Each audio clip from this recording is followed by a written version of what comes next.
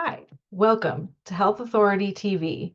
My name is Devin DeVries. I'm the editor-in-chief of Health Authority Books. Our mission here at Health Authority TV is to bring together a community of health business experts, find out what's happening in their world, and also look to the future possibilities. Today, we have the sensible psychologist, Dr. Carrie Johansson, author of Self-Help on the Go. Welcome, Carrie. Thank you for joining us today. Hi, Devin. It's so great to be here.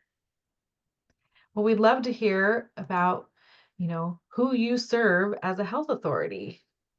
Absolutely. So, part of why I'm referred to as the sensible psychologist is my mission is to bring good quality, actionable psychological information to the masses. So most of us are always looking to figure out a way to enjoy our lives a little bit more. And a piece of what I do as a psychologist, both in my individual therapy practice and then when I'm doing larger speaking engagements, the whole point is to bring actionable, easy to implement strategies that are based in real evidence that shows that they work. So we're bringing that to the masses.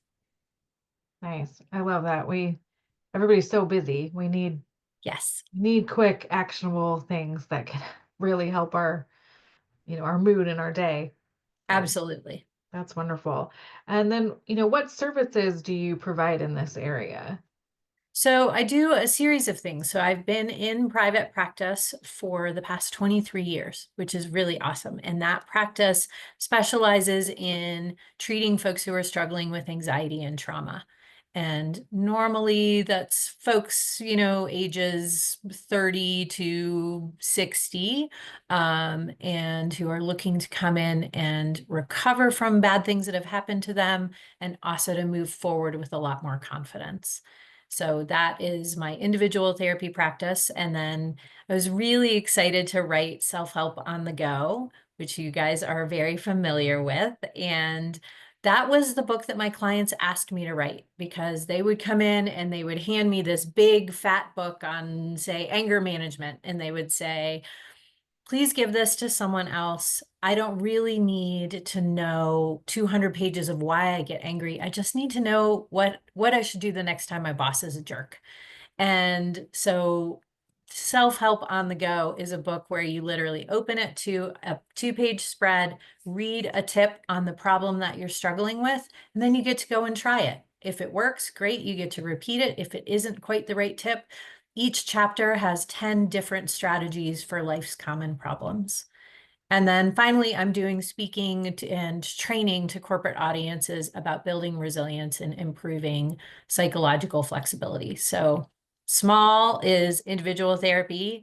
Uh, again, to the masses is the book, and then more targeted to teams is the resilience work. Nice. Yeah, And we'll make sure to include a link to Carrie's book in the show notes.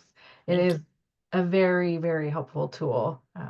I've used it myself, and we've gotten a lot of really great feedback of just how easy the exercises are to use.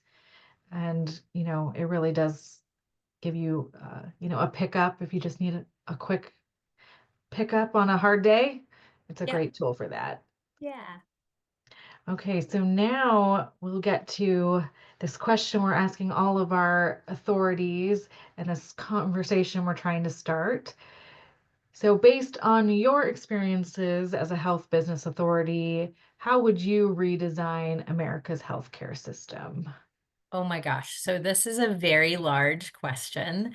And it is really tricky because how our system is currently designed makes it very difficult as a practitioner to provide good quality care when someone is using their insurance because the reimbursement rates are just horrendous for us and the paperwork demands are really high.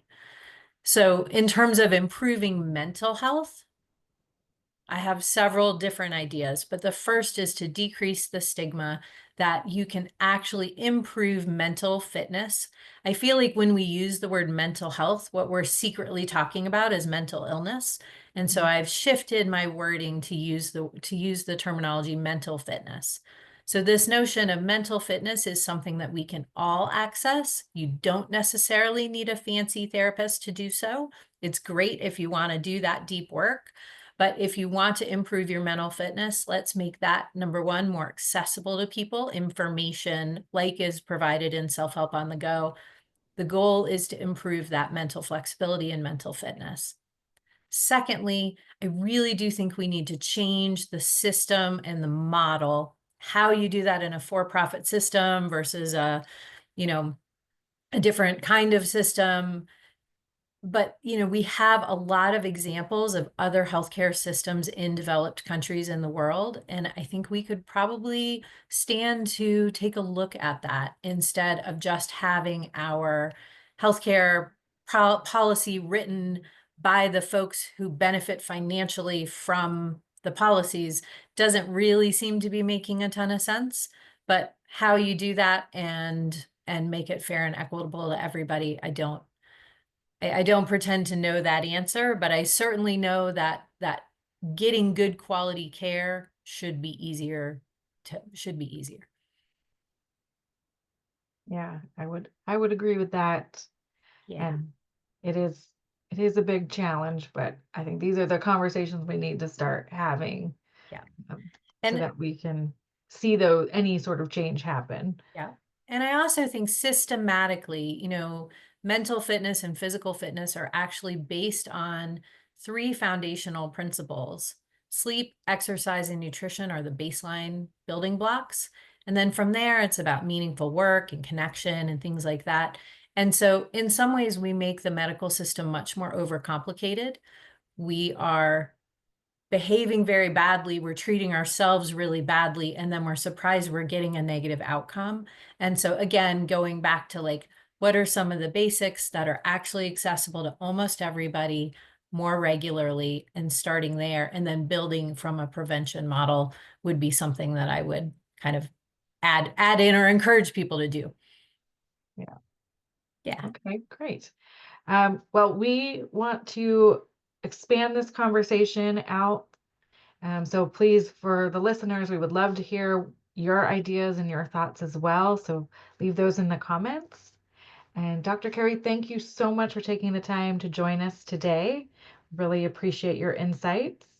And we absolutely. will make sure we leave contact information for her in the show notes too, if you want to learn a little bit more about her work.